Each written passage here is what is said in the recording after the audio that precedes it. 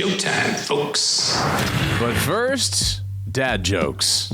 Raising kids seems really hard, which is why I am all in favor of putting your kid on a leash if you want to. Put your kid on a leash. I don't care. I've never seen a kid on a leash who didn't need that leash. The leash is always pulled taut. They're always reaching for a stranger's mouth. Put your kid on a leash. I don't understand a single argument against it. People are like, well, I don't want to put my kid on a leash because I want him to explore, right? I want him to be an explorer. You guys remember explorers, history's worst monsters? Why are we encouraging that? Maybe if Columbus's mom had put him on a leash as a kid, he wouldn't have spent his adulthood genociding everyone he met. Maybe that's a boundary you need to teach young. People are like, well, what happens when you take the kid off the leash and then they go crazy? And to that I say, I'm not gonna be there then. We're all at the airport now. Wake up, Daddy's home. What word do you use in place of fuck in front of your kids? Oh, good question. I use the word fuck. So follow me for more parenting tips. Oh, shut the fuck up! Fucking damn it. Oh, fucking damn it. Anytime we can start off the show with that is a good start to a show. Welcome to Dad's Home Podcast, episode number 308. And I saw that today on Facebook, and it just hit me as... What word do you use in place of fuck in front of your kids? Oh, good question. I use the word fuck. Yeah. So follow me for more parenting tips. More parenting tips. Here's the Dad's Home Podcast, and cheers to that, everybody. Cheers to you, Chad. Yes, cheers. For both of us tonight. You're straight up mine in the form of a tequila sunrise. What tequila are you drinking right there? So this is Los Cuneros, I think is the right way to say that. Long story short, a friend of mine is a minority investor in this tequila brand here in Central Texas, and it's basically like the Horns in Spanish. So I think it's Los Cuneros. All of you Spanish speakers, please correct me because I'm sure I'm wrong.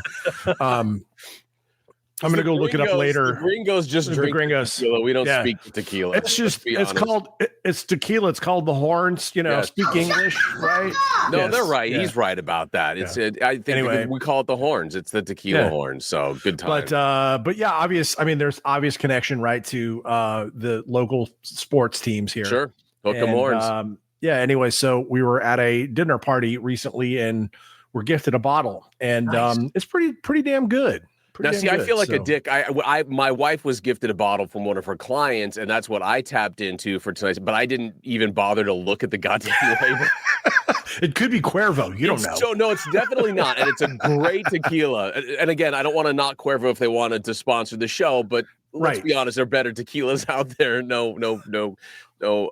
There could be. I mean, there's a lot better tequilas out there. Most of the tequilas out there are better than Cuervo. Let's just put that out there. Again, I'm open to hearing Cuervo's side of the story. But that said, it's a stellar tequila, and I wish I had the name. And Happy wants to run upstairs and go grab it and just talk about it. But I'll have it. I'll save it and bring it up. Maybe I'll put it in the show notes and have that in the show notes for later on. But it's a fantastic tequila as well. One of my favorites that I've had in the recent weeks. So I'm enjoying it. I just don't know what the name is because it was gifted to my wife. But and tequila sometimes is just tequila, right? I order a margarita at a restaurant, and they sometimes will ask me like, "Hey, what do you prefer?" Right, and I got to make some shit up, right? Like, "Oh, I don't." What do you got on the top shelf? And then what's on the top shelf? Like, oh yeah, that's my favorite. I'll have that. That's right. That's right. That's good stuff right there. Yeah. Well, it's a good solid plan. I say stick with it. Welcome to the show. Coming up on the show today. In fact, let's just kind of get the scroll going there. Coming up on the show today, we are going to talk about the ick, which I didn't know had a name, but it's got a name, and apparently not only does it have a name, it's spreading like COVID, and it's spreading. Oh shit! To married people, apparently. Oh, so we will talk a little bit about the ick, as well as the parenting, because if there's one thing every parent has experienced on some level, it's hearing from either another parent. The worst possible scenario here is that you hear from somebody who's not a parent that wants to give you parenting advice, and you just shut the fuck up for all I care on that stuff. Wait, come on. Where's our sound effect? Oh, the shut the fuck up. Yeah. That's literally, if you're not a parent, that's it. There's no reason to be giving parenting advice. But occasionally you'll get the school teacher or the church parishioner that decides it's time to explain to you the way parenting should be done. And then you're stuck hearing some parenting tips, or worse yet, trends, which we all just fucking hate. From the phrase helicopter parents to, which it's moved on to snowplow, bulldozer, tank. Yeah, you name it. Like, pick a vehicle. We'll talk about some of the ones. And then, and I think freely, one good thing that Chad and I do here on the Dad's Home podcast is we're more than willing to make fun of ourselves when we're like, yeah, I do that. I do that. That is amen. Amen. So yeah, there are definitely times, and we're going to talk about this list of trends, parenting trends that everybody hates. Yes. And I looking through the list, I was like, yeah, I do that. I do that. We do. Yeah. We do. Yeah, we do. No, I do. And but there is really nothing worse than getting unsolicited parenting advice. Right. Really from anyone for that matter. Because it always feels like such a well, first of all, it's a dig. It's not somebody who's like, hey, little known fact. There's no, again, I'm going to reference something that a lot of the younger parents, the younger dads aren't going to get, but Cliff Clavin was a character on Cheers, and Cliff Clavin was the postman on Cheers. And one of the famous things for Cliff Clavin was, hey, here's a little known fact. John Ratzenberger played Cliff Clavin, and he'd have these little known facts. Zero of these parenting trends and tips that come from other parents came from nowhere. They didn't pull them out of their ass like, oh, hey, did you know? Here's a little known fact. Nobody's doing that. It's all very judgy. So when somebody brings you one of these parenting tips / trends, it's because they're fucking judging you. And you've done something that either put whatever your action was, the way you treated your kid, or the way you dressed at the park. I don't know. Whatever the fuck it was caused them to go insta-judge on you. And they're about to let you know what you're doing wrong and that there's a right way to do it. And they somehow secretly know what that right way is. So that's right. That's when that's addressed to you. I'm gonna throw this one on top of what you said. John Ratzenberger, folks, who was not only Cliff Clavin in Cheers, he has been in every single, and I'm not making this up, Pixar movie. As a voice. He has done something. For you younger parents, go watch any Pixar movie, from Toy Story to Inside Out, and that is he's in there. So that's him. Yep. It's what he does, and does so well. So we'll get into some of that on the way. I would take unsolicited parenting advice from Cliff Clavin. You would. Cliff Clavin's unsolicited parenting advice. He had such bad luck as a stand-up comic. Remember, he did that, tried to do stand-up comedy as the postman stand-up comic, and the line at the end was, what's up with that? Like, his whole thing was, his punchline for every joke was, what's up with that? And then he goes, if I could be serious for a moment. World peace. What's up with that? Unsolicited parent advice. What's up with that? Unsolicited parenting advice. Oh, now, look, we will kind of counter that with a little bit of what it was like to be a parent in the 80s, because neither Chad or I were parents in the 80s, but we had parents in the 80s. And for what it's worth, we were parented, if that's what you want to call it. It's stuff now that you look back on and you're like, how the fuck did they get away with that? How are they not cited for some of this stuff? But we will bring it up, and we'll discuss that coming up a little bit later here on the Dad's Home podcast. And to be fair, that was also back when ashtrays were in the armrest in the door and the back seat of the car. Yeah. So they were built in everywhere. And yet, have you stumbled across a movie recently that was made, I'll just even say 30 years ago, and you're just like, oh shit, they allowed that then. Like I so in going back in kind of bumping right up against this 80s parent thing.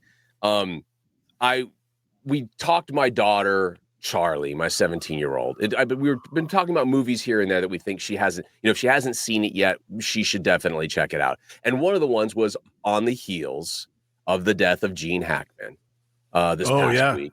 We were talking about she wanted to know who Gene Hackman was. So we're talking about, Superman, and I'm like, oh my God, one of the best Westerns ever made. And for those of you who love Westerns, you know what I'm talking, for those who know, you know what I'm talking about in Unforgiven with Clint Eastwood. And Gene Hackman won the Oscar for his role as the sheriff in that. And was one of my favorite movies. It's one of my favorite Westerns of all time.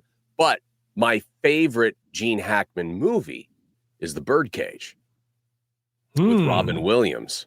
And I'm talking to my daughter, who, we've talked about here, we've shared this before. My daughters love every Friday night. We're watching RuPaul's Drag Race. It's their favorite. It's our family thing to do. Yes, this guy here, the same guy who... What word do you use in place of fuck in front of your kids? Oh, good question. None. I use the word fuck. Yeah.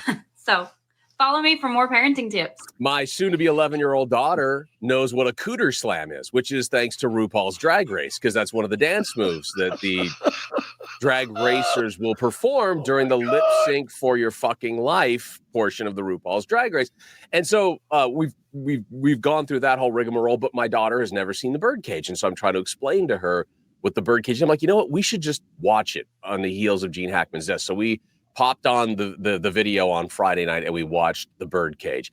And it's just so amazing to me, to see somebody smoking in a restaurant or in a bar and going, holy, it was released in 1996. So we're not even talking the 70s into the 80s. We're talking almost Y2K. And people were still fucking smoking in bars and smoking in restaurants. They had smoking sections in restaurants that made little to no sense because it was just a few tables away. Perhaps it was smoke didn't know. No, it was perhaps separated by a little bit of lattice, which the smoke just goes right through. For those of you who are physics experts, there was nothing that was stopping the smoke from going through. So to see people in the restaurants and in the bars smoking, you're like, holy shit balls. I thought that was forever ago. And it literally was happening in as late as 1996, whatever. So there's that.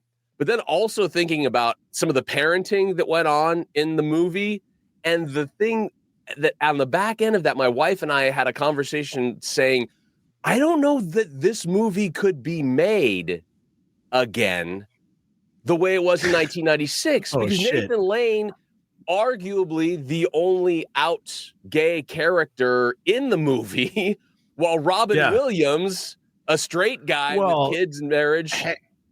Hank Azaria too, though, not a gay guy, and right, but he was in that movie, right? He was out in the movie, right? He was the gay butler in there who wanted to be in the show so bad. Spartacus, he was amazing. I don't think you can make that movie without gay characters in the starring roles. In this day and age, the way they did in 1996, and again, that movie is so good and amazing. It's that whole you got to weigh the star power to bring in the audiences versus putting a realistic character in there, which is why Asians are unrepresented in Hollywood, blah, blah, blah. It can go on forever. And the Oscars are going on, I think, maybe tonight. I don't know. Yeah. But it seems like that shit's getting better, but you're not wrong. I mean, there's so much of that is going on in Hollywood. And, just like parenting that happened in the 80s, we couldn't parent like that today. So you can't make a movie like that today. Well, and again, when you hear what our parents did in the 80s and this article that's written specifically about all that, you'll be like, how is it possible? How are they not cuffed and hauled off? How am I still alive? Parents, right? Yeah. How am I still alive? So all of that is still on the way here at the Dad's Home Podcast. We'll get to that all coming up in just a minute here. But first, I want to give everybody a heads up and a warning here that there is breaking news.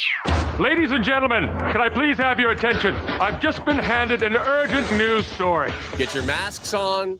Keep your socially distanced selves away from the person behind you and in front of you.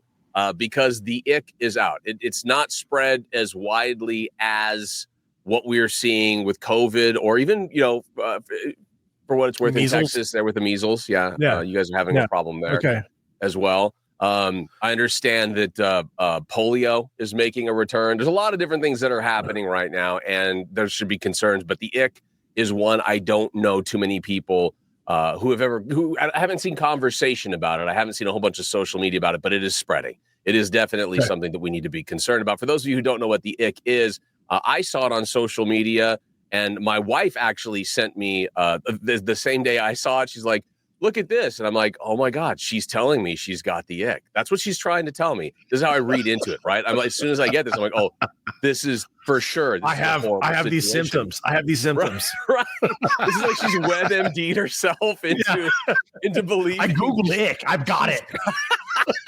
She's totally got it completely, 100%. And so with that, I'm like, well, what is this? I got to figure out what this ick is, because the ick is something that sounds relatively scary. And lo and behold here, the ick is a sudden feeling of disgust towards your partner, often for minor things. So again, if you're married, a study showed physical appearance is a less frequent ick trigger than behavior or personality. Okay, so it's not necessarily the extra weight you've put on, or the crow's feet around your eyes, or the wrinkles around the sides of your mouth, or even your horrible 1990s goatee. Your long toenails. Thank you. I mean, any of those. It's not even my snoring, apparently, which is clearly an ick. I mean, that's a symptom of ick if I've ever heard one. It is. Literally heard it. But they're saying that 64% of people, 64% of married people, I'm guessing what they're saying, have felt the ick toward their partner. 26% have ended their relationship right after feeling the ick. So that's apparently a moment that for those of us who haven't been divorced, we've gotten over the ick. I don't. Your thoughts on that, Chad? I mean, can one overcome the ick? I think the question here is can you build up an immunity to the ick? Like, you could come down with the ick, right? Be sick with the ick for a while. Yeah. And maybe in your antibodies, your ick antibodies begin to build up a tolerance for the ick. Right. And that's how marriages don't have it, right? It's not like it's definitely there. You've experienced it. It's somehow dulled. I think it's like herpes. So if you have herpes, like I think like 70 or 80 or maybe even 90% of us have herpes, right? Like you get a cold sore, that's herpes. Right. Hard not to have herpes is from what I understand. Right. And if you're using public toilets, you're guaranteed herpes. Easily. If you've ever shopped at Pottery Barn, you probably got herpes. If your wife has ever, I don't even think this is a thing anymore, so I'm going to say it. If your wife ever shopped at BB or Bebe, I don't know what they called it at the mall. The women always had the BB shirt. They probably got herpes. They probably at least got Valtrex with the purchase of their Bebe shirt. Yeah, I'm sure they did. And so, in my mind, I think that the ick is like that, where you catch it at some point. Maybe you caught the ick at Bebe while you were shopping with your spouse, and then you're like, oh God, why do I feel like shit? Then you realize it's the ick, and then you're like, it's the ick. A week or two goes by, you're like, hey, I'm feeling a little bit better. I mean, I think I maybe still have the ick, but it feels like it's less. I do. So it makes a lot of sense. What I don't see, and again, this is just based upon this article, and I believe it's Psychology Today was one of the places that was talking about the ick. They say that narcissism and perfectionism increase the ick likelihood. So if you're focused on yourself and only yourself, and or the perfectionist, like you've got to have everything down pat this way, and there's no other way to do it. In your partner, the ick factor climbs up, like it jacks up when that happens, right?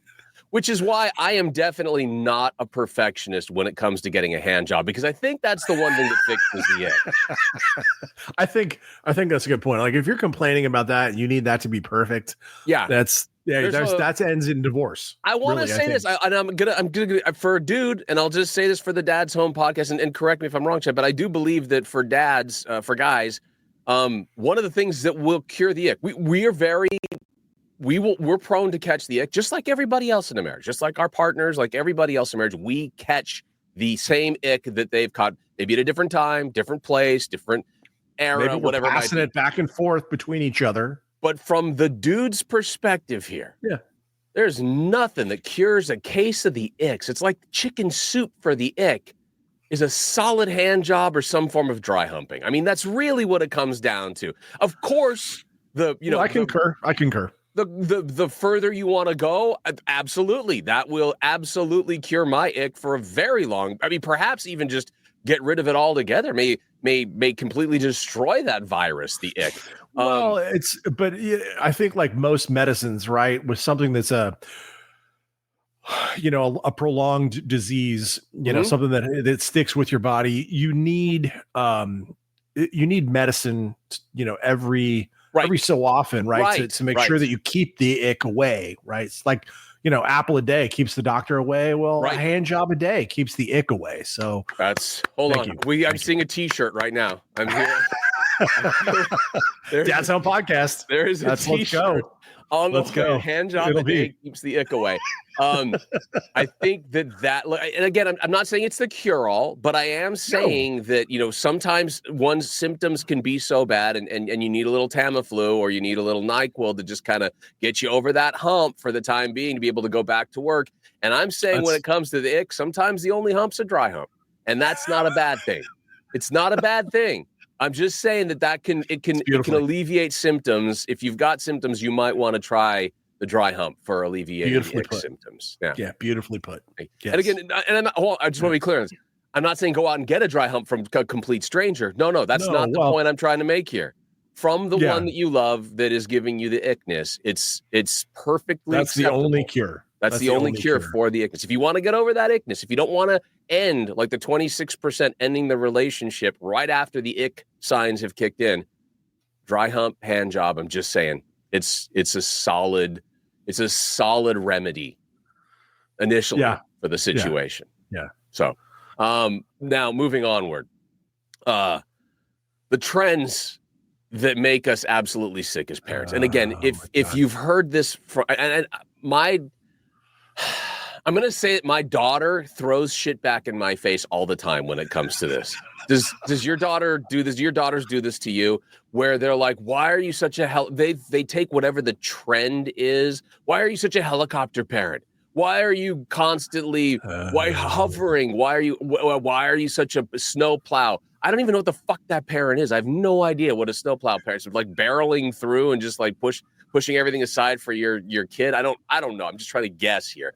But when you hear these trends for parenting, you're like, there's no way I do that. And then you take a second and go, okay, maybe I just did that now. It's very good and possible that I know not me. I would never do that.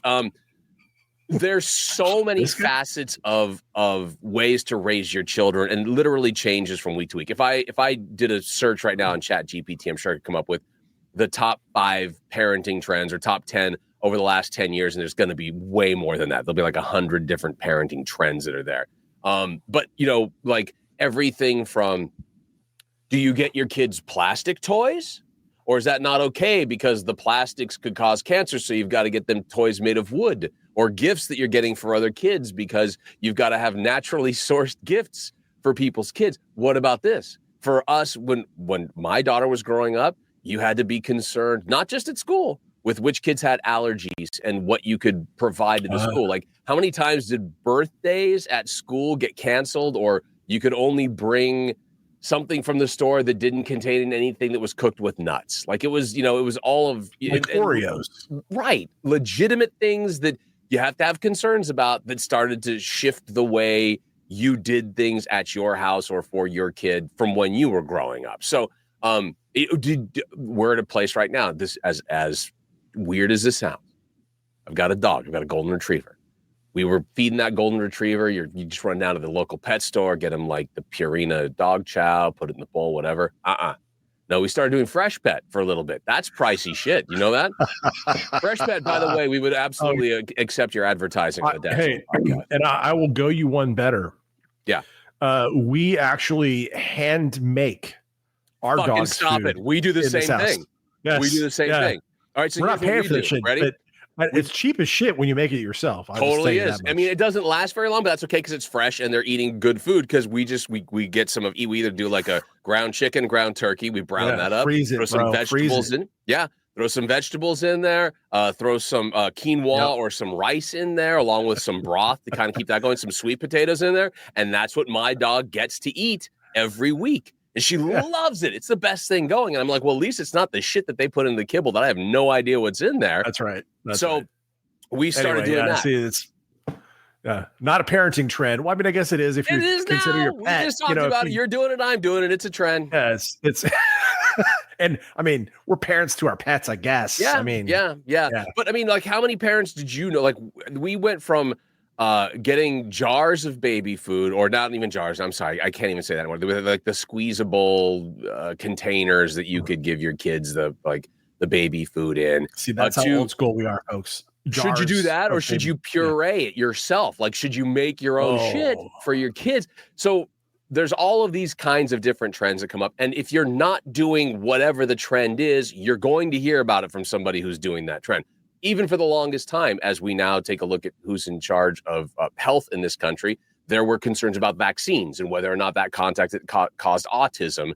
And there were plenty of scientific studies to point out the facts, but that didn't stop people from going that complete other direction. Point being, that was a massive trend for a long period of time. I had a number of people my age, with my daughter's age, they had kids the same age as my daughter, that were questioning, should I even get my kid vaccinated for all these things? I'm like, okay, that's a trend. That's certainly something that we've got to take a look at. And I knew a number of people that were staying away specifically from that I think that, it became a very vast movement, which may have led to some of the chicken pox you're seeing right there in Texas right now. Could very well have led to a good portion of that. So anyway, those are some of the trends, but let's dig into some of the ones that they say are ones that parents are really pissed off about here. There's been BuzzFeed has gone through, asked the parents that they have reading their website, what are some of the ones that are just annoying as fuck to you? And these are the ones that came back. So number one, parents never let their children be bored. When my daughter complained about boredom, I gave her some chores. She learned to embrace boredom, which is not entirely a bad thing. I'll tell you what I did. I gave my daughter my phone. That's the wrong move. That's not the right move. That is, there you go. The very first one out of the gate. Both you and I are guilty. We can't let our children be bored. Can't let our children be bored. I can't. I do like what this guy says. Hey, okay, you're bored. Let's go outside and mow the yard. Right. Oh, now you're not so bored. All of a sudden, you're not bored anymore, right? You're raking leaves. That bores you. Yeah. Hey, all right, that's cool. I got some other stuff you could do. That's fine. The garage. We need to clean the garage out. We need to organize those shelves. Let's go. Yeah. We got to fix the blacktop on the driveway. Why don't you start laying down some tar? We'll start pounding it out there and then do an overhaul. It'll be great. You can totally keep from getting bored. It's going to take like 3 or 4 days. Let's do this. We need to rebuild the carburetor on the car too. So exactly. Daddy's got to hang some new drywall. Let's do this. So, but that's certainly a thing that we can't for a second. And our kids, like when I was growing up, Chad. First of all, I keep, this is how old I am to my kids. I couldn't play enough baseball. I would do anything in the summertime. I would go out with a wiffle ball by myself and I would draw like lines of chalk on the garage door and I'd hit the ball to those different lines to try to get points. Like we'd play horse out with the basketball over the garage and the basketball hoop. And we'd try to, but at the same time, my friends and I would get on our fake BMX dirt bikes and go down to the schoolyard. And if there were only two of us, we'd have one pitcher and one hitter, and we would put trash cans down from second base, like home plate, down second base all the way to center field, and you could only hit to the right side or the left side of those trash cans. Or we'd play tennis ball, baseball, and we were constantly finding things to do. And I feel like my kids can't do that now. Well, say what you want about electronics, media, the internet, whatever. Our kids are digital natives from now on. Most kids, unless there's some giant magnetic pulse that knocks out all electricity, this is, it's here to stay, right? Kids are going to be digital natives, and it's too easy for kids to jump on a device instead of, hey, let's go outside and be creative and come up with a game where I only have to hit it to the right side. That doesn't happen anymore. It should. I think it's a shame that we're not still doing that with our kids. You know, and I know in our house we held out as long as we could, but we gave in. But yeah, there's something to be said for letting your kids have that imagination and play. Like I remember when my kids are, I don't know, 8, 9, 10 years old, we had pet shop something anyway, but like these little like characters my kids would play with, they would play for hours and use their imagination. And I mean, you know, they would set up these elaborate, I still have videos on my phone of them like playing this, right? Like they would, hey dad, can I borrow your phone? I'm going to make a video of me playing. I'm like, yeah, cool. Knock yourself out. And so that still existed. And you know, having that imagination, I think that's the that's the serum to this, right? We used to have just Legos, like not a set of Legos, like not a Lego friends pile of Legos. Day. Like you just had fucking blocks of Legos and you had to make shit with them. You didn't know what you were making. It was all discolored. It didn't match at all. But you were like, look at this goddamn castle that I made, or the Empire State Building. Yes, it's 18 different colors and none of them match. Why is that floor yellow? I don't know. That's all I had for bricks were yellow bricks right there. But that's how you made shit, and you kept busy doing it, and you actually felt like you were like accomplishing stuff. But I feel like, you know, then move into the digital age, as you pointed out, which again, my 17-year-old daughter at age 3, when she was on my phone, was deleting contacts from my phone. Like she knew how to not just scan through stuff, but she's deleting contacts from my phone. Dad doesn't need to talk to these people. No idea who they were, but all of a sudden they're gone. I can't find them anymore. So I feel like that, you know, there's a plus and minus with all of that. The plus side is she's so fluent in all that. It's second nature. There's no intimidation when it comes to using computers or phones or any of that kind of stuff. And it's very helpful to my wife and I when it comes to social media and business and all of it. It's fantastic. But at the same time, remember Legos jumped on board for a little while there, where not only were your directions on how to build the kit through your phone, like you'd scan a QR code and that's where the directions were, you'd slide through your phone to see how to build the Lego Friends kit. But then you could also take snapshots and it would put like a total picture around your Lego kit, like a scene. And then they came out with an app where you could film a movie with your own. It was crazy stuff that we would never be able to do when we were kids, but it was all around not allowing your kids in this day and age to be bored. And I kind of feel like it's okay for them to be a little bored. It's all right. They don't need to constantly, I think they need a little downtime from the constant influx of stimulus that they see, whether it's on the phone or on the TV or anywhere around them. It's all right to have a little downtime and be a little bored. It's okay for that. It's okay for parents to do that for a bit. So what is the other toxic parenting trend that I am guilty of on the list? Yes. Let's see. First of all, I will say when your kid doesn't go to sleep, it's the worst thing that you can go through as a parent. When your kid is not sleeping and now you can't sleep and all you want to do is sleep and you know you can sleep in a second as soon as your head hits the pillow, but they're not sleeping and you have a conversation with your other half like, can we give them Benadryl? Because, I mean, they're not sneezing right now. I thought I heard a little, it sounded like she's a little stuffed up. Yeah, their nose looks a little red. Maybe I don't know. I know that it's going to make them go to sleep, but is that kind of giving them drugs for no reason other than to try to get them to sleep? Well, and then welcome into melatonin, and that became a thing for people to do, is to hand off melatonin to their kids. But then you start to the kids get used to that, and like any form of a drug, they become, they build up a tolerance to it, and so you need more and more. That becomes certainly a scary situation going forward for some of the parents. I have tried so hard to stay away from that. I have given my kids melatonin before, but it's on like the once in a generalized long time. If it's mainly about nightmares or if they're having some sort of a problem with sleep that they can't even, voice what the disturbance was, or they're fearful of something's in their room. It was when they were, smaller. I've given like half of a melatonin for them to be able to take the kids' melatonin version of it.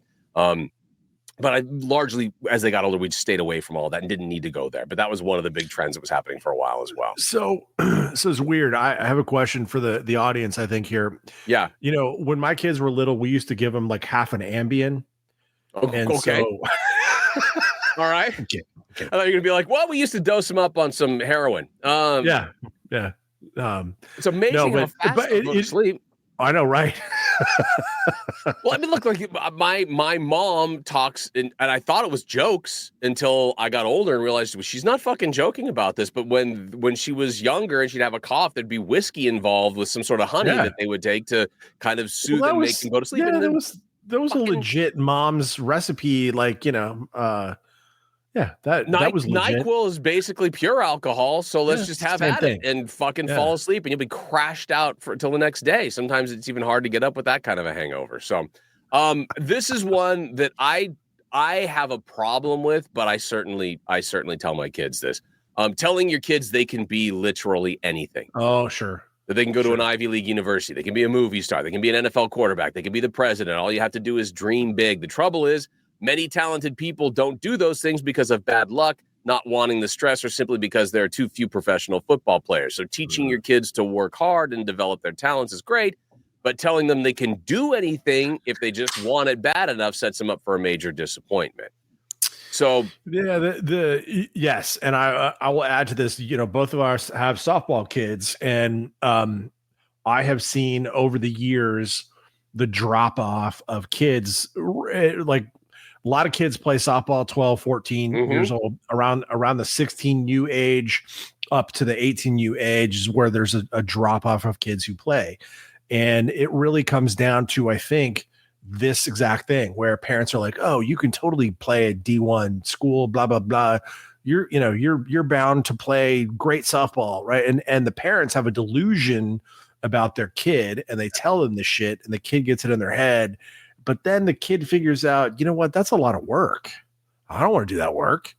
And so the difference, the subtle difference here between telling your kids they can be whatever they want and doing it the right way as a parent, at least in my mind, and how I've handled it with my kid, is put in the work. Yes. Put in the work. I can't put in the work for you, but put in the work. If that is your dream, if that is your goal, put in your work. And I'm happy to drive you to do the work. I'm happy to be there, like catching you if you're going to be pitching like my kid. I will be there to support that, but you got to put in the work. You don't put in the work, you got no dream. It's air. It's nothing. And so, hey, you want to do these things, put in the work. That's the difference. And so, just telling your kid that, making them think they can be that, and then watching them fail because you set them up for failure, that sucks. Yeah. And I think the other side of that, and I think this is equally as important to bring up as you talked about with the hard work. And I can say this because both my wife and I, in the good times and the bad times, have followed our dreams to be what we've wanted to be professionally. And sometimes that's come with a ton of sacrifice. It's come with not having roots. For me, working in radio, having to move all over the country, to find the next job, to pursue that job in the bigger market. And so you don't really have friends or roots that you've set any place. But also just the acknowledgement that not only is there the hard work that comes with that, sometimes the successes aren't always there. And sometimes you have to be prepared for the failures that come with that. And they can be overwhelming. So it's if you want to pursue that part of your life, if you want to pursue something that is your dream, I'm going to be here to fully support you in whatever that is. But with it, I would always, prepare for some sort of a backup plan and something that you can do when things aren't going well for whatever that profession is, because there will be moments when those things happen. And so it's not just about putting in all the hard work, because you can put all the hard work in the world in and not get the break. So you've got to be prepared for what that's going to be and how you're going to move forward with that. Because I'm all for following that dream. I'm all for being what you want to be. But just realize that in order to do that, there's going to be a number of other things that you have to do that other people, your friends, aren't going to have to do. Yeah. T-shirt. I can't. I have softball. Exactly. Yes. 100%. Look at this. Hey, we're like half an hour into this, and we've got 2 T-shirts already ready to go. Now, there's two different things that I have a problem with, and I'll bring that up secondly here. But the free range parenting element that people had been doing, like when my kids were little, which was just basically like, let your kids do whatever the fuck they want to do. We grew up at a time when, you didn't have to, you can go out and do whatever. We were latchkey kids. You go out and you do whatever you want to do as long as you're home before the street lights come on, you're in good shape if you've gotten your homework done and all that kind of stuff. But free range parenting was kind of in my opinion, was kind of the forced heir to that. It was like, well, look, if we did it when we were growing up, why can't we let our kids do it? So we'll just let them do anything that they want to do. They will have free reign. You've seen some of the schools, like the Montessori schools. They're like, there's not a regimented program in place for them as to what they're going to learn. It's whatever you want when you go in that day, you go and learn it, and the teachers will be there for whatever you want to focus on, kind of until you're tired of it and move on to the next thing, which again, I don't have a problem with that. But I do think that there has to be guidelines in place, and free range parenting was sort of the anti-guideline portion of things. And I think you've seen. Go ahead. I was just going to say the word you're looking for is structure. There is like a ton of evidence, scientific evidence to say kids need structure. Yeah. Period. Hard stop. Period. Like I think they thrive on it, and then that goes from everything from the theory of sleep begets sleep. And letting your kid kind of cry it out, which I always thought was the worst thing when you have a child, that's just has been born or is in the first year of their life, and you're like, I can't stand all the crying when we need to get them to go down for their nap and the time that they're supposed to have their nap, and you're like, just let them cry it out. I'm like, that's so mean, but it works. And they cry it out and they go to sleep and they start to develop their patterns from there. That's how this all comes together. Yeah. But it's part of that structure. It's part of realizing, there's discipline. There are things that you have, if you're constantly free ranging, you don't necessarily get the thought of discipline as something that enters your mind. You're not getting punished for doing things. It's kind of like either a success or failure, but there's no punishment when you're looking at the way you interact with other people and how you interact in a society, as the case may be. Yeah, I always bring it back to work for my kids. I'm like, intellectually speaking here, do you think that this would work if you had a job? Yeah. Right. So if you were free ranging at work, right, parents, and you had a very specific job, I don't know, say you're a nurse, right? Right. And you're a free range nurse. I'm pretty sure you're not going to be a nurse at whatever particular place you're working very long if you're free range. Right. There's a specific set of things you have to do. You got to look at patients, paper, blah blah blah. Anyway, free range. You can't be a free range brain surgeon. That's not going to happen. That is. Let me just climb around in this guy's brain for a while, see what's there. And I'm going to go eat a snack while I'm doing it. Who says I got to get this thing all stitched up and closed up quickly? We're having fun. Let's get at this. Watch what I can make him do with his left hand. Let's check this out. Exactly. Yeah, folks. So, and then the last thing I want to put out there, and I've sort of tried to rally against this for the most part with my kids because I've seen other parents do this with their kids, which is the not making your kids do things because you didn't like to do them when you were their age.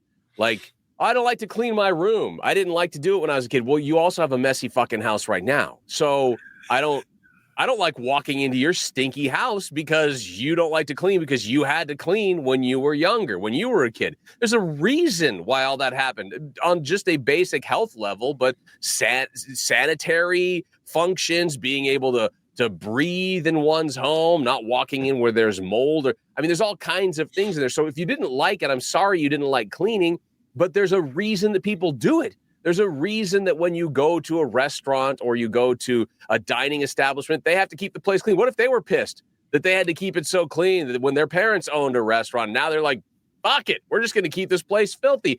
That's what puts the guy who goes in and rescues the bars and rescues the restaurants. It's put him in business because he goes in there and is like, what's with the rats running around your kitchen? My parents made me get rid of the rats when I was a kid, so I don't like to do that anymore. I'm going to let the rats run around here. Well, you're fucking going to be closed down. So I think that there's a point where you didn't like it, and I appreciate that. But I think you can still explain to your kids what it was you didn't like about it and how it can be done differently so that the same result is there. The place is clean. It's tidy. It's sanitary. It's not, there's no mold around the place. I grew up with 16 fucking cats in my house, Chad. Yeah, 16 cats. It wasn't even a house. It was a kitty litter box with a chimney. That's what I grew up in. And you can't clean that. That's uncleanable. No. You fucking have to raise that building is what you have to do. So that's I I'm not going to go tell my kids, hey, I hated having to clean up cat shit because my mom wouldn't do it. So I'm not going to make you do it. Like, you have to be able to explain the situation and put it into terms where the result is still there. You don't want to raise an entire generation of kids who think they don't have to do anything because they don't like it. That's not what this is about. Again, it goes back to work. It goes back to functioning in society. But there's got to be a way that you're still going to interact with others at some point. And guess what? You're going to have to do shit you don't like to do. Oh, 1,000%. That's especially when those people become parents and then they realize, oh shit, I'm the only one who is here to change my kid's diaper. Yes.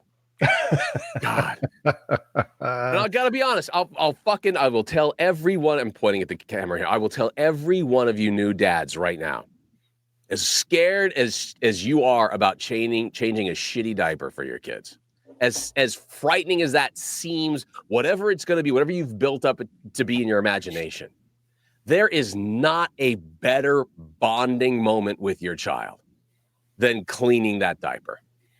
Looking at them in the face, singing to them, talking to them when they're tiny and they're giggling and they're kicking. There is not a better bonding moment. So for all of your boys, I don't want to have to clean a dirty diaper. Fuck off. Grow up. You've got a kid now and go enjoy that. That's a moment in all of that diaper changing you're never going to get back. So go and be a parent and let that be a point where you've got the ability to bond with your kid instead of making it this, I refuse to do it because I don't want to get my hands dirty. Two things. One, preach it, brother. Thank you. Changing a diaper allows you when they're teenagers and or at their wedding to tell them, hey, you know what? I used to wipe your ass. Yes. It's great. Not even them. Fuck them. You can tell their newfound spouse or that's whoever they're getting married to at that and, wedding. Yeah. I'm a dad. I'm going to make a speech and I'm going to say in the speech, yes, I remember when I used to wipe your ass. I mean, remember when you had that time that the shit exploded out of your diaper? Do you remember? Because I remember that. I was there. Yeah. I had to clean that up. Do you remember that time on the airplane where I caught all of your vomit in a blanket? Yeah, that was me. That was me. Remember when you were running around on the water pad in your bathing suit and you just shit yourself right there in the middle of it? Because I remember that. I was there for that. I was there. Yeah. So those are great moments, folks, is to be able to relive those later. So like my buddy here, Bauer, is saying, absolutely 1,000% do it.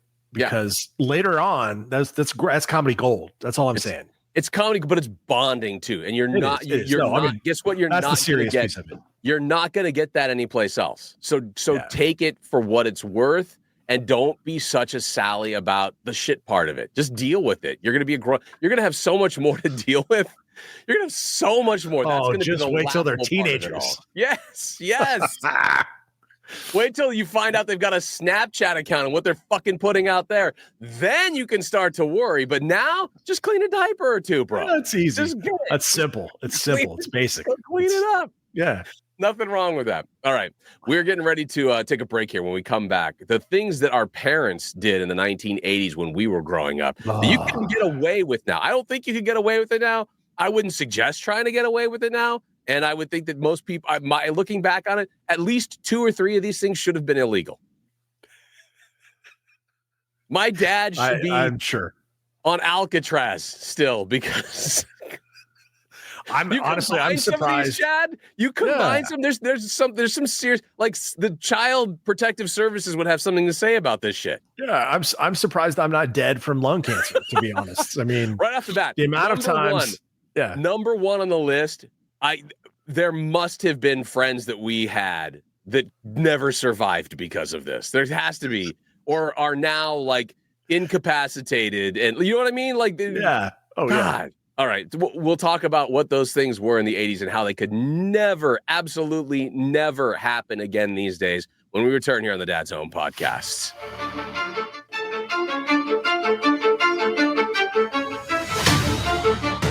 This is a clearly not metrosexual moment in history. Crazy Horse. Celebrated for his ferocity in battle, Crazy Horse was recognized among the Lakota Indians as a visionary leader. In 1876, the U.S. War Department ordered all Lakota onto reservations, and Crazy Horse, he didn't say, let's share, let's hold hands and sing Kumbaya. He became a leader of the resistance. Furthermore, he rode into battle on an angry steed, not some pansy automobile like a VW Bug or a PT Cruiser. Crazy Horse famously said, "My lands are where my dead lie buried." A famous metrosexual once said, "My lands are where my Prada loafers await purchase." If around today, Crazy Horse would kick that guy's ass. This has been Lee Camp. For more funny crap, check out leecamp.net and sharkbaby.com.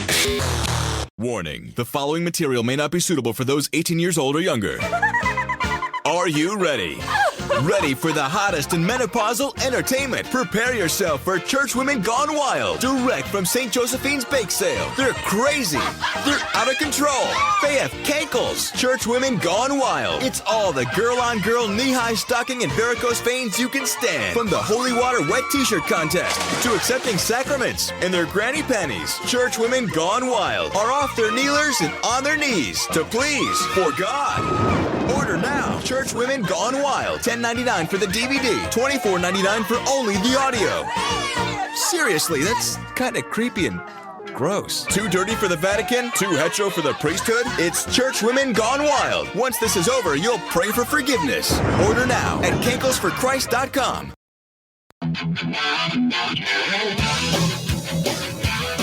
Welcome back to the Dad Zone podcast. Still to come, trying to capture the whole of parenting in one social media post. And you think the worst parent of the year 2025 contest is getting ready to wrap up? Oh no, it's just heating up, my friends. We are officially in March. So when you start looking at bracketology, we're ready to get into the parenting that is the worst of 2025. And this may be, as I take a look at this chat, and I might be wrong, we'll have to discuss this further. I think we're getting pretty close to this being the end of the 2025 entries because we are that close to starting the brackets. And time to throw them in the brackets. Yeah. We'll have to get the interns to, create us a little bracket chart with all the bad parents on it. Yes. And by interns, you mean the sweatshop kids. I totally understand. Yeah. Because I think that's we're close. We're there. We're ready to start working on these brackets and formulating who's the worst of the worst. And so today may be one of the last entries that we have. So it'll be that important when you start thinking about who really gets cast as the worst parent of 2025. This entry could mean something that's desperately important, not just to the space available, but then who they're going to be taking on down the road and really walk away as the champ of the worst parent of 2025. All right. That said, our parents, they didn't know. I'm going to give them this. They didn't know any better. The technology that they had wasn't nearly the technology that you and I have had while our kids, us seniors in high school, our eldest, have been growing up, right? The technology has been far and away improved for them compared to when we were growing up. And that is proven by some of the parenting techniques that we went through, we were a part of, or we saw some friends go through, but understanding what the parenting life was like in the 80s and what we had to deal with as kids, how did we survive that, Chad the Dad? I don't know. Only your mustache can tell. But let's take a look at some of the things that we could never get away with now. Not only could we never get away with, in a lot of these cases, I'm going to say in a handful of them, we could be cited and ticketed. We could have a record. That's what you're saying. We could be felons. Yes. You could have, in any given state, you could have people chasing you down for treating your kids poorly by doing some of these things. And this was normal parenting in the 80s. Right. This was every day. Every kid on your block, on my block, did this because their parents had them do this. So I'll start with the number one, which I don't know how I didn't die. I don't know how I didn't end up with more brain injury than I currently have, but we had seatbelts. I mean, they weren't seatbelts nowadays, you've got the strap that comes across the chest. It securely fits in there. It's got a nice, you can adjust the height so that it comes across the shoulder at the right place and across your chest. You're not choking people out on the neck. There's all kinds of, we didn't have that in my dad's 1976 Ford Pinto wagon with the fake paneling on the side. We had one belt that strapped across your waist, and that you had to cinch that up so that you could sit into place relatively safely. But Dad and Mom never really cared about it. It was not a big deal. Mm-hmm. No. It was not law. It was the thing, right? No, and God, no. We absolutely rode around like that without seatbelts. I mean, I can't tell you. I remember very clearly, like, when the law changed and my parents were like, seatbelts, fuck that. I mean, seriously, like, I remember as a kid, you're like, oh, well, they changed the law. I got to wear seatbelts now, right? Yeah. Like, I got to be a rule follower. And my parents are like, nah. Yes. They're like, shut the fuck up. That's what they wanted to say. That's what they wanted to say to you. They wanted to go, hey, you know what? That seatbelt law thing? Shut the fuck up. Thank you. We haven't needed it. We didn't have it. We didn't even have seatbelts when we were kids. So look, that's right. I'm alive. Not only that, but if you had the family wagon, you didn't even have seatbelts in the back of the wagon where everybody was supposed to sit. It was like built for the kids. There was bench seating, depending on how big the station wagon was, for you to sit with a bunch of your friends where everybody's knees were kind of knocking together in the center there, but it was like a U-shaped seating arrangement. And there wasn't a damn belt in any of those places. No. Certainly no kind of a harness. It was just you. Not only that, what about riding in the back of a truck? Oh, God. People just used to ride in the back of a truck without any belts there. They had a fucking car called a Subaru Brat that had seats in the back of the truck with no seatbelt. They had handles. You could hold on to the handles like you were in a fucking circus ride, but they didn't have any seatbelts for you. So when he bumps in the road, you're bumping out of the back of the truck. You're catching air. And that was like a selling point, was that they had seats back there for you to sit in the back of the Subaru Brat. So Jesus, I don't know how more of us didn't die from that, Chad, than we've experienced. Some of us did, but probably a lot less these days. You would, guaranteed, summertime, you would see at least, I would say once a week, if I try to average it out, one person driving around with, by the way, not obeying any speed limit whatsoever in a neighborhood, with their truck and a dog in the back of the truck, like just bouncing around as well. Like, you just, I live in Texas. That shit happens today. I was going to say, it still does happen in Texas. It's a good point. Sometimes it's not just a dog. Like, you got a family of dogs there. Like, oh, look, they got the puppies in the back too. That's great. That's fun. I'll bring this up because I saw it again in the birdcage, the smoking around kids. That wasn't a problem. They didn't have a problem. You could get on a fucking plane, a tube in the air with very little ventilation, and just light up a heater on the flight to across country with kids there. I can't tell you how many days, hours, months, weeks that I spent in a car. So I grew up in Colorado, right? Wintertime, cold outside, windows are up, parents smoking in the car, windows closed, which why I haven't died of lung cancer at this point in my life is a mystery. But I remember so clearly, like, just being like, oh, God damn it, you're going to smoke again. And trying to hold my breath for as long as possible and breathe. Like, maybe there was fresh air under the seat in front of me because I didn't wear a seatbelt, so I could climb under the seat and try to breathe some of that fresh air down there. Also, just to add to that a little bit, and the way that the cars were built back then, not everybody had air conditioning. Air conditioning was a luxury for a lot of people in the late 70s and early 80s. And so you would be lucky in my dad's Ford Pinto that he would roll down the window a little bit. He had actually to roll it down. You didn't have a button you press that rolled down. You had to actually, with the crank, turn the crank to roll your window up or down, depending on how it went. Or if you were lucky enough to be a kid in the back seat while mom and dad were smoking, they didn't even have a window that you could roll down. They had these little pop-out windows that would lock, and it would give you about maybe an inch and a half worth of space for air to come in. Not even that. Not even Three-quarters of an inch if you're lucky.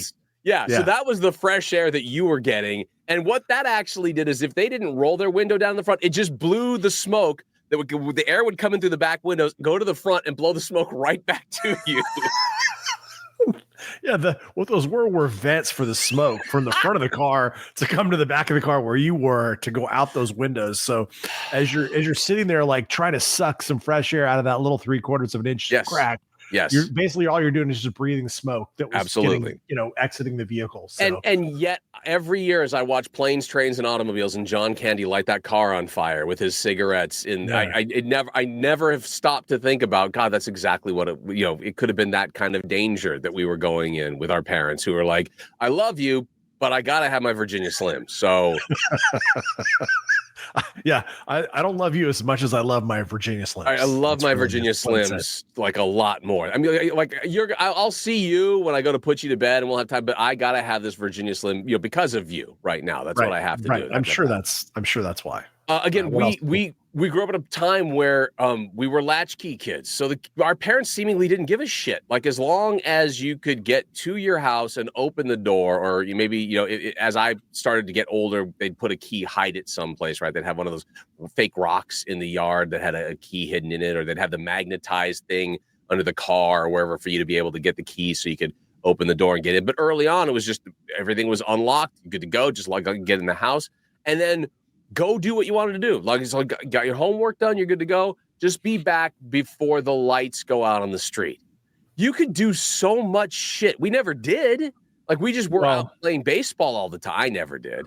That's the 80s version of free range parenting, really. Mm-hmm. And it was just called parenting. Yeah, it was called parenting back then. But yeah, that unsupervised time really allowed us to have this level of creativity and making up the games around baseball, or I can't tell you how many hours we played kick the can. Right. Summertime, we're out of school. All the kids in the neighborhood get together. We play that shit for hours. Yeah. Hours and hours and hours. And all I needed was a stick and a rock, and I would hit that like it was a baseball. Like we would find shit to do. But that said, your parents were nowhere to be found. Like they were working, they were doing stuff. They weren't following you. They weren't taking you to a park and watching you on a play date. Like that didn't happen. Childcare was not an industry back then.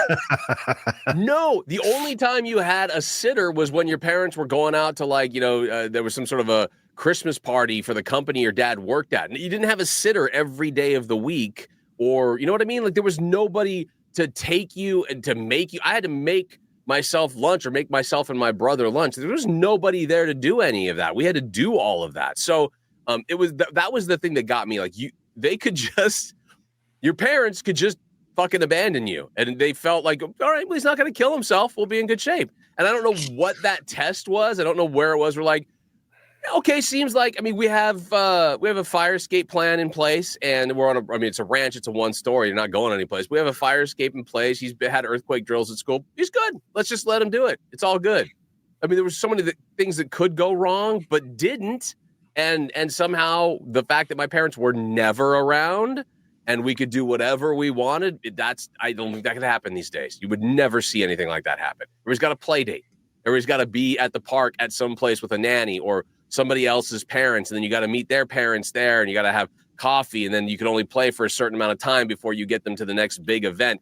I didn't have any of those events. I played Little League, and that was it. That's all that ever happened. So what I hear you saying, Bauer, is that you were longing for the old days where you could just give your kid a key and just tell them to do whatever the fuck they want, and you don't have to worry about it. It's so weird because when my kids were little, I couldn't even think about that. I couldn't be like, just come back when the lights come on. There's no way. Could you imagine saying You're that? 7. You don't know what that means. I could never say that to Charlie I couldn't say that to Lucky now. She's going to be 11 this week. I could never just be like, just come back when the lights come on. I don't care whose house you're at. I don't need to know where you are. Don't even leave me a note. Try it.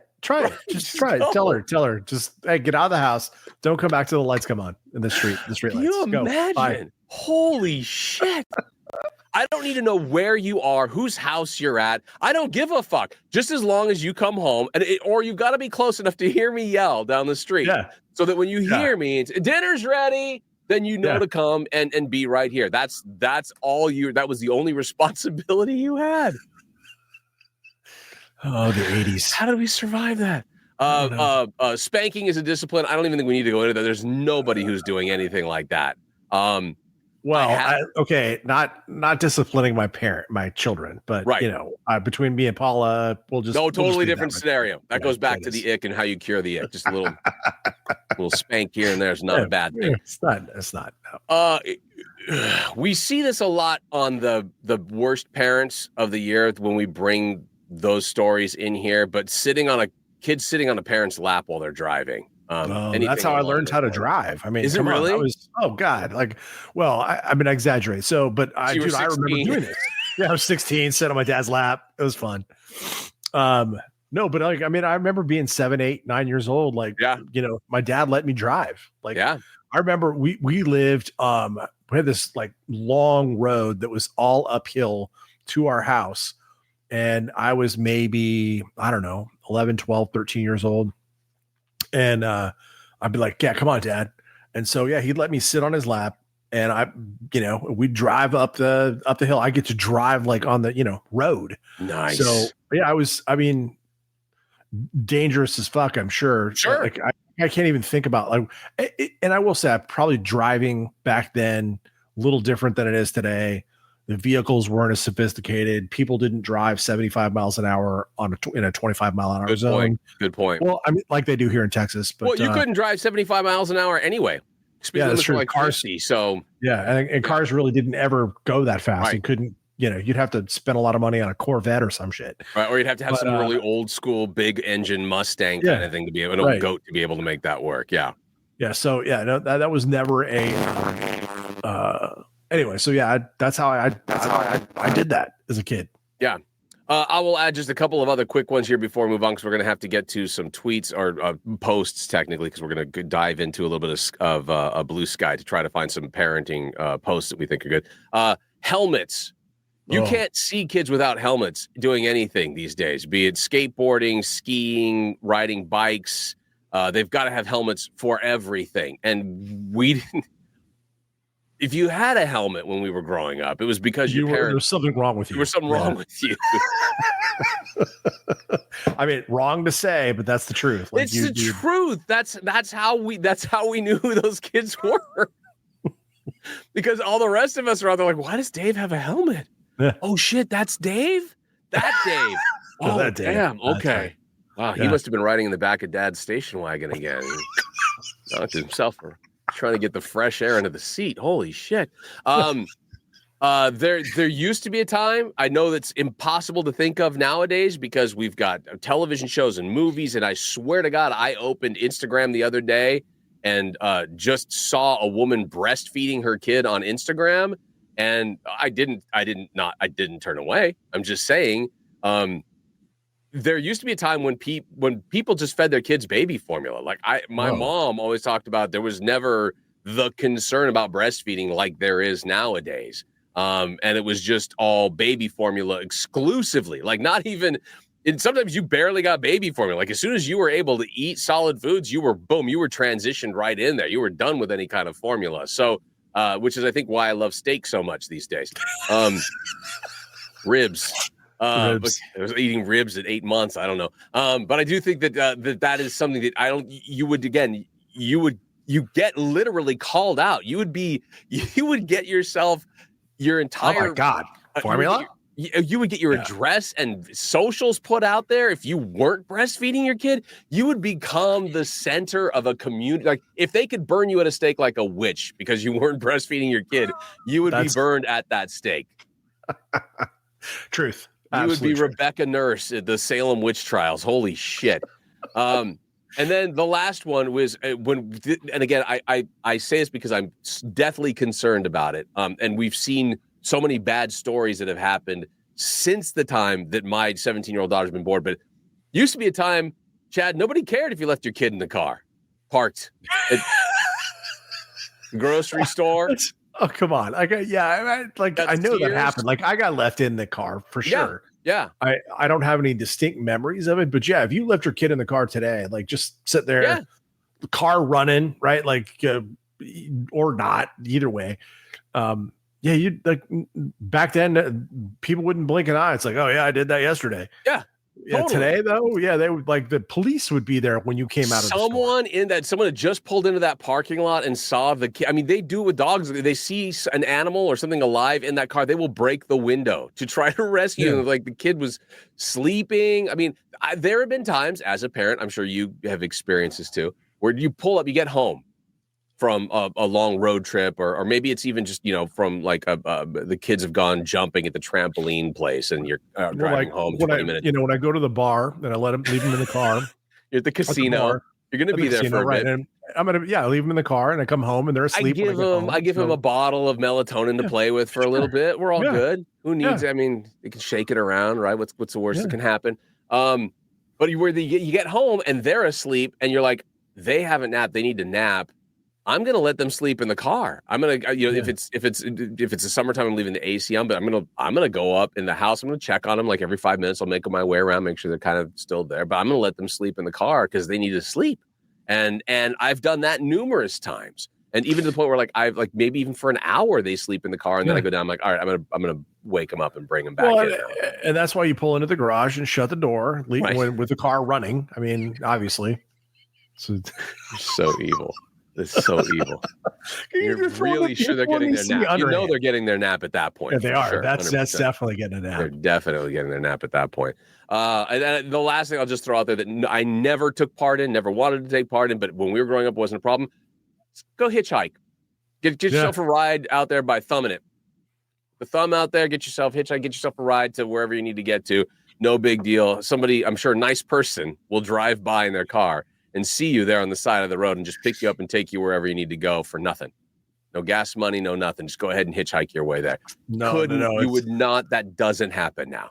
It's gas, grass, or ass. Nobody rides for free. Come on. I think I've seen that bumper sticker. Yeah, I think I did see that bumper sticker. It was very, very highlighted in the 1980s. So it was a different time. And these are all outdated practices you would never see anybody do these days. And I think in most of those cases, if you do, call the police. I was going to say, someone's getting cited. Child Protective Services will be called. You will be, any one of those things you will be investigated for, seriously investigated for. Yeah. And they will come out and they will question you, they will question your kid, and they will question your neighbors all about you. So good luck with that being a parent. Bookmark this episode, folks. This is going to be valuable to you someday. Yeah. When we come back, we'll try to see if we can encapsulate the what it takes to be a parent here these days, not in the 80s, but these days, what it takes to be a parent by digging deep into what it's like to post on social media and exactly what they share with us when we talk about parenting next for the parenting post of the week here on the Dad's Home Podcast. To the Gay Channel. What is it? It's the second annual male group orgy competition. And he hits the hole right after Jesse opens it up. With your hosts, John Madden and Pat Summerall. And then everyone's kind of slopping around down there and grunting and groaning. And, you get mud and stuff flying and gang tackles and scrums and quagmires. No femmes, fats, or harries. Just the hunkiest gay studs in wild group action competition. Like to pack that guy around, too. Don't get carried away, John. There was all kinds of stuff flying around there. It's male group sex to die for, as described by the best play-by-play team in the biz. Yeah, that was a late one. That one didn't come, and finally they threw it out of there. Whoop. I don't know where that one came from. Look at that big old beaten lop. Whoa, what a meal those guys are having. They look good. That's a good group. If you go nuts for tight butts, you push. Get pay-per-view today.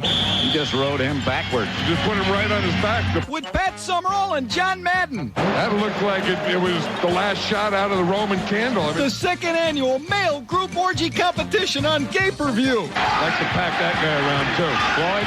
Yeah. He's going to fire into his guy right here. Call 1-800-HEY-CUTIE to order today. A naked man mingles freely in a locker room. It's the Onion Radio News. I'm Doyle Redland. Bally Total Fitness patron Fred Littman, age 42, took an after-shower stroll today, casually greeting numerous men in the locker room, his flaccid penis and talcum-powdered scrotum in plain view.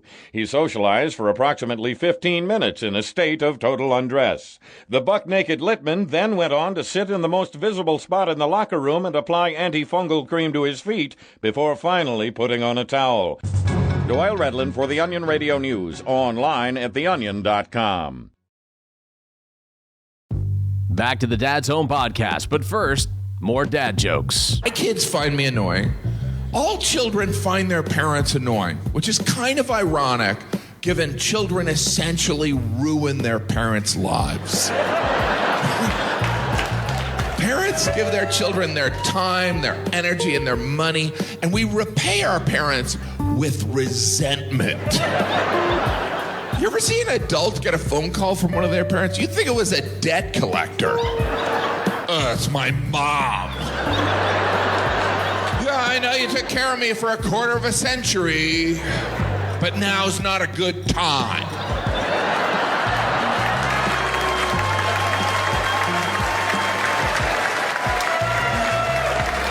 You know what wasn't a good time? Giving up my dreams. So you could be a general disappointment. Back to episode number 308 of the Dad's Home podcast. I'm Bauer. That is Chad the Dad. All right, so we got to get to some selections here, Chad. I hope you're ready to make some decisions. I hope you're feeling decisive right now. Yeah, unlike our parents in the 1980s. So I've got 4 possibilities for us. All right. To sort of encapsulate the parent post of the week, if you will. Are you ready to take a look at them? Let's go. Bring it. Right. Here we go. The number one, the first one we're going to look at here comes to us from Pagan Fran. 3-year-old daddy shoots people. My husband, huh? 5-year-old, no, he gives them shots. My husband is the family medicine doctor. Daddy shoots people. Daddy shoots people. I mean, there's another T-shirt right there. It makes sense, right? I mean, he's giving shots, and it's easy to see how a 3-year-old could get kind of confused by that. I totally shot being the past tense. Absolutely, kids paying attention in school. Yeah. So there's our first entry. Second entry comes to us from Pie Guy. My son calls donuts happy bagels, and I will never refer to them as anything else now. I mean, they are happy bagels. Happy bagels, right? Come on, something good about that. Yeah, happy stomach, happy bagels. Yes, Pie Guy knows. How about this one from Bacon Popsicle, which I just love the name. My daughter just asked for nunchucks for her birthday, and I have to say I'm 50% proud, 30% amused, and 100% terrified. I mean, there's some truth in there. Even though that math doesn't check out, I'm yeah. I was gonna say those are odd numbers to use, but it makes I feel like I could feel that way too. Especially if she's excited about the nunchucks, then that's really gonna get. Dad, I watched a Bruce Lee movie, and I need some nunchucks for my birthday. Right, okay. And then maybe Santa can bring me a ninja star. That'd be awesome too. This kind of falls in line. And then lastly, number 4, to the woman in Old Navy who just whispered, "Are you fucking kidding me?" to her toddler laying on the floor screaming, "I see you, I am you." Oh shit. Parenting, the honesty. I hate to go back to the. What word do you use in place of fuck in front of your kids? Oh, good question. I use the word fuck. So follow me for more parenting tips. Yeah. Shut the fuck up! Fucking damn it! Oh, fucking damn it! Yes. This one I feel like is like I get the donut happy bagel thing that works. I get that. I like that. The nunchucks is scary, but this one I think is the most relatable because even though not all of us have been in the woman's shoes who's whispering, "Are you fucking kidding me?" to the toddler. Like we've all said that at some point. Oh yeah. When it comes to our kids, it didn't have to be at Old Navy, didn't have to be while they're on the floor crying, but we've said that, we've felt that before. But we've all seen that too. We've all seen somebody else in that place, and we're like, "Yeah, I see you, I am you." It is a parenting mantra. It most certainly is. So do you feel like that's our winner for today? But yeah, by a large margin. That is, I see you, I am you. Yeah. You know what? I'm going with it too. I did like the ninja star. I mean, the nunchucks. Nunchucks was solid, but gonna pass on the nunchucks. Gonna go with the "I see you, I am you." And again, I imagine because every Old Navy looks the same on the inside, right? They got the concrete floor, and just seeing somebody kind of bend over and whisper, "Are you fucking kidding You can me?" picture it. You can hear it, and you can picture it in your head. Absolutely. And I've got all the different levels of drama that come with it, like the sheer exhaustion. Like, "Are you fucking kidding me?" But then it also can be the drawn out, like, I've been trying to prevent I tried to get you to eat lunch. You wouldn't eat anything. I knew there was going to be a low blood sugar. Are you fucking kidding me? Like, you see every element of what that could be played out there in the Old Navy. And Mommy Needs a Life, thank you very much for encapsulating that for us here on the Dad's Home Podcast. It's chef's kiss. It is. All right. Speaking of chef's kiss, we've got 3. Okay. I had a 4th, but I want to, it was more of somebody commenting on a video. I'm going to try to find the original video. Yes. That's the part that I want to see. The commenting was good, and it did have some still shots to it, but I want to find the actual video, and that might be our last entry. So I'm going to try to do that for next week's show. But a play-in, sure. We've got, we've got 3 that I want to take a look at here today and find out from you who you think worst parent possibility for 2025 may be. Yes. All right, here we go. Let's start with nappy time and our first entry to today's. Look, it's a young couple passed out on the beach. Cops say they had too much to drink. What's up, guys? Sheriff's office. Time to wake up. But they don't budge. Beer cans are littered around them. Yep, time to wake up, guys. Hey! Even shaking them doesn't help. The sheriff's office! Wake up! Finally, the 2 arise from their drunken stupor. But this isn't just a case of knucklehead spring breakers on Daytona Beach. These are parents, and their 2 young kids are missing. Do you guys have children with you? Neither seems too concerned about the kids, so cops ask again. Hey, where are your kids? Right there. But the 5- and 7-year-olds are nowhere to be seen. The guy heads to the water's edge to take a look. It was a 911 caller who first alerted authorities. The lady, I guess her boyfriend gave her like 4 shots and she passed out. And she has 2 little kids. Now they're both passed out. And the kids are by themselves. You don't know where they are? Deputies place the couple in handcuffs and charge them with child neglect. Mom swears up a storm. Oh, the cops here. So now we both go to jail. Then the guy makes a really stupid move. He takes off, running with his hands cuffed behind his back. He doesn't get very far, face planting right into the sand and knocking himself out. Knocked him out. Brilliant. That's the good part that gets me. Brilliant. Is that he's like, as if your dad was not bad enough that he got drunk and let you guys just go away. But then after mom's handcuffed and put in, which they had to keep airbrushing her ass out because apparently, the thong was just riding there at the beach. They get her loaded. But did you notice that too, as the sheriff, because he's, the sheriff's a kind-hearted individual, wants to make sure she's getting into the vehicle okay. As you see here, she's getting put in the vehicle. He's got his hand, or she's got her hand right on her ass as she's helping her get into the vehicle. Right there. It's all happening. Sure, why not? Spot.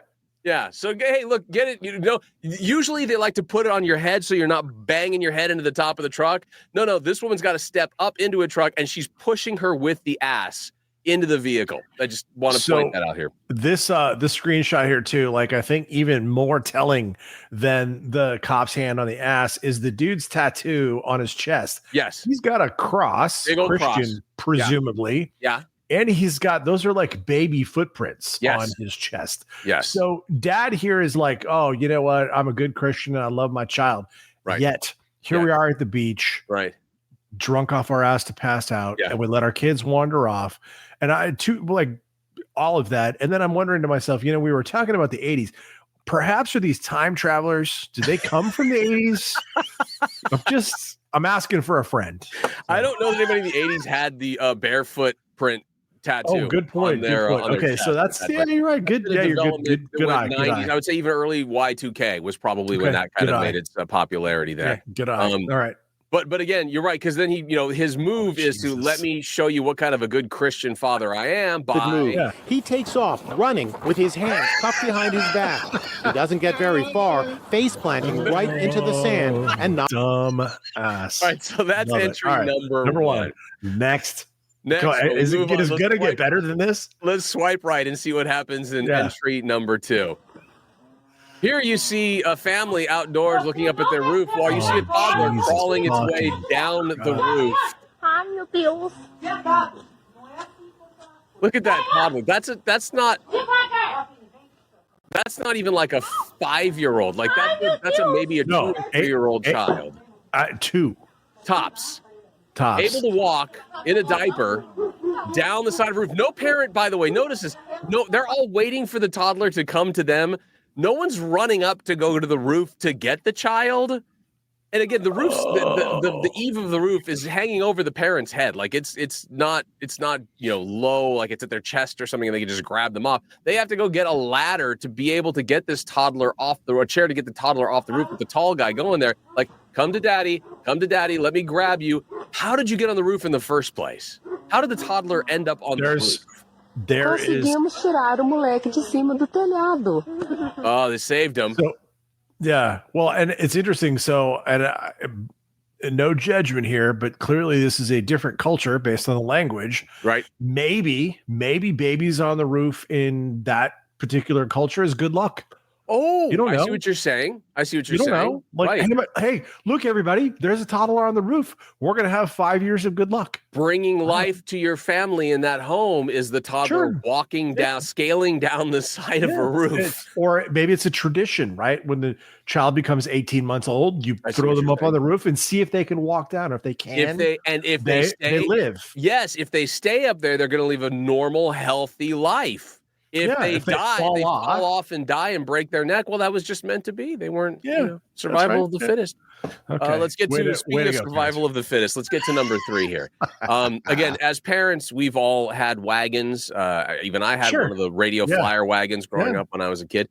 And my brother and I have one that we haul shit to the softball field with. Yes, we used to push each other around in that wagon, going down our driveway, not very far at all. Luge, playing Olympics. Kind of the same as this, down a giant hill, where the kids are in the wagon, dad's videoing. Watch out for that tree. What tree? Oh, this one right here. Boom. Oh my god! Now I will highlight this. Now, Chad, just listen. Try not to laugh over when you hear the crash. Listen to the dad's laugh. And again, I'll just point this out for everybody who's ever heard us talk about this. There is not a moment dad is running over to help these kids, even after they smash. No. They're coming down a gigantic hill at a park in a runaway, collapsible wagon. Not even a good old-fashioned radio flyer made of steel. This is a collapsible. That is not legit. That's the same one that we haul shit to the softball fields in. Listen.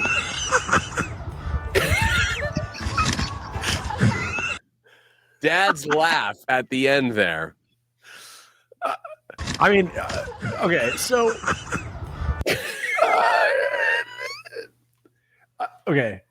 Did the kids die? This is my first question. Did the kids die? Nope, okay, kids, I don't believe so. I think that'd be a different video we'd be watching right now. This one is truly comedy gold, though. Like, okay, there's a lot of dumbassery happening in this video for sure. Yeah. However, like a couple of good things happen. One, they haul ass down this thing. There is a road that they go over that slows their cart down, so they're not going at maximum velocity when they hit this tree. Right here, they take right here. There's there's like a little what tree. It's like it's like the road, the gravel road is up above. It's a little lifted, so they have to hit this bump like the Dukes of Hazzard first, and then like they're jumping over a creek in Hazard County. They start to go over this thing, and then that's when they land on the other side and boom, hit the tree. Yeah, and then the thing just goes upends, and then Dad laughs. I mean, Dad, look, I mean, call me evil, but Dad's not wrong laughing at that. That's funny as shit. But look at this. I will just say this. Look at these kids. Yeah, there's the one in the front is little. Yeah. They're 4, 5. I don't know. Maybe. Yeah. Like I could be convinced the one in the middle might be. The one in the back might be 4. This could be like a 3 and 4 year old. The other thing I love about this too, and I'm not sure if they're holding in the bar that you haul the cart around with. Yeah, they handle. I'm not sure if they're thinking that that's something they can actually steer with, or they know or they know if they let go, it's going to then catapult the cart, right? Because it'll fall down, the cart will stop suddenly, and out they go. That's now look. In the good old days, when I had my radio flyer, the steel radio flyer that actually had like rubber tires on it. It did, and you could turn. You could turn with that handle. You could use it to go left or right or whatever you wanted. If you made a real quick turn, you could flip right over. Right, sure. You would have missed the tree, is what you're saying. You would have steered it. Well, again, I'm thinking at 3 years old, I wasn't really the best driver coming down the hill at what appears to be a good solid 20 miles an hour on a very heightened grass hill with a lot of bumps, and then you're going straight into a tree. So I don't know that I would have been able to avoid said tree. I'd like to think I could, but I'm not that skilled a driver. But in this particular case, it didn't matter that they were holding that handle because that handle's not doing anything. The wheels are all wobbly to begin with. That thing's going, it's got a mind of its own, frankly. It does. It absolutely does. And again, when the kids do crash, they hit the road, boom, like the Dukes of Hazzard, and then crash into the tree, Dad is not running over to see if they're okay. Dad isn't for a second. Like, did Junior in the front separate his shoulder? His arm? Right. Yeah, break his arm. Well, do we know? Did he get a laceration over his eye? We have no idea. I mean, he did go he went ass over Sunday in the when the wagon hit the tree, the back end went up because of course he front weighed it, like the heavier kid was right towards the front. Nobody was so I gotta say though, of these three, I do have a definite you suck the most parent. You do. You feel like you have a clear-cut indication of which one of these would be the worst parent of 2025 of these three. For me, it would be the 80s time traveler in the first video, like that guy, and his girlfriend. Call an ambulance, please.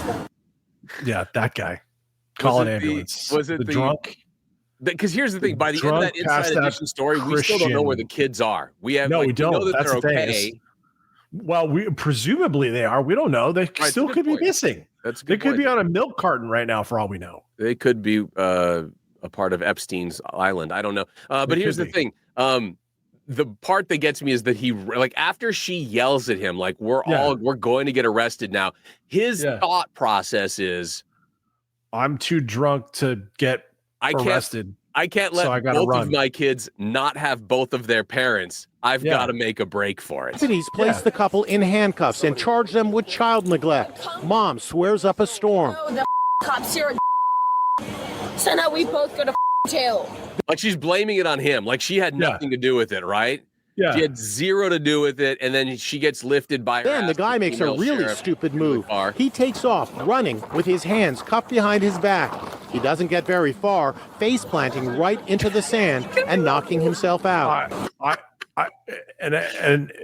That's just poor decision making on both of their parts. The fact that they're both now basically probably putting their kids into literally child protective services, right? They're probably going to go in there for a while because both of them are now going to have all this shit to deal with. That's a mess. Those are some First shitty of all, parents. I would say that it would be a great commercial for birth control right there. Second of all, show this in high schools. Show that everywhere. All you need to see. That's all. The guy with the tattoo and the woman with the bikini and how she's yelling at him and cursing. Yeah. Like all of that is just like that's a great birth control thing right there. Secondly, even the sheriff ran after this dude to see if he was okay. Like once he did a faceplant, he still went over to see if he was okay. The fucking kids who ran head on into a tree after going down a hill at 25 miles an hour, Dad just laughed at them. So I hear what you're saying, and I tend to agree with you that these are, they still, again, those kids. Look, if we have a split vote here, we can enter them both in and let them fight it out. I do feel like these are the bigger assholes. I do feel like these parents are the ones that are jeopardized, and I mean that on a historic, like since the kids were born till probably they get to therapy later on.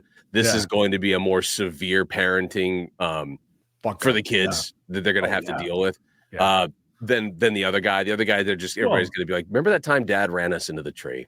Yeah, and even the kid on the roof. that kid's probably not going to remember that they were walking the roof. So no damage, no harm, no foul. Thank God there's video that will last forever on the internet. Right? But, it's like But in this case, Dad ran away, a drunk idiot, and fell and knocked himself out trying to get away from authorities while he was drunk. So I'm going to say all of that living on Inside Edition is what locks the vote up for you when it comes to the chicken dinner entry for the 2025 Worst Parent of the Year award by far. Congratulations to good job, buddy. I'm gonna call this guy. It's just my name, my go-to name. I'm gonna call him Hunter. He looks like a hunter, doesn't he? He does. Is that Is that like a Tanya? I don't know. Tanya, Hunter. Brittany. There's no more. There's the Tanyas aren't made anymore. Brittany, you're right. Good point. Brittany's. So I'm gonna say that's Hunter Brittany and Brittany. Hunter. Yeah, that's the couple that passed out on the beach. With clearly after getting wonderful tattoos at some point in time, they weren't matching necessarily, but the passing out on the beach part. Did you notice the sheriff had to check the pulse to make sure they were still breathing? He was still breathing before they tried to wake him up. I love it. Did he kill himself? Yeah, right. Well, so there you go. We have our answer. We now know who at least in this particular week, who the worst parent is going to be going into and facing off against some pretty stiff competition for our worst parent of 2025. I think we'll have one more coming up this next week. So it's gonna be very important for us to recognize who's going to be able to fight in that play-in kind of a situation. It'll be a very important vote for us, Chad, coming into this next week. It will. Absolutely. And if you've got any suggestions for bad parents that you think we should see, that should be included in at least the voting process, please feel free to reach out to us. The Dad's Home Podcast, you can find us at realguyradio.com. That's one way about it. You can also hit us up on Twitter at realguypods. Those are the two ways that are easiest for you to get a hold of us. And then we're working on our Substack, so you'll be able to reach out to us there as well. But I would have to say a very, very solid selection process today. And I think, these are going to get harder to vote pretty soon, Chad. We're going to have some really drastic voting that needs to be done. So it was good to see where we ended up on kind of opposite sides of this and then came to a conclusion. Can't see that happening in DC these days, but everywhere else here on the Dad's Home Podcast, you can. For myself and for Mr. Chad, until next week, see ya. Keeper of my soul. I know sometimes Then the guy makes a really stupid move. He takes off, running with his hands cupped behind his back. He doesn't get very far, face planting right into the sand and knocking himself out. Call an ambulance, please.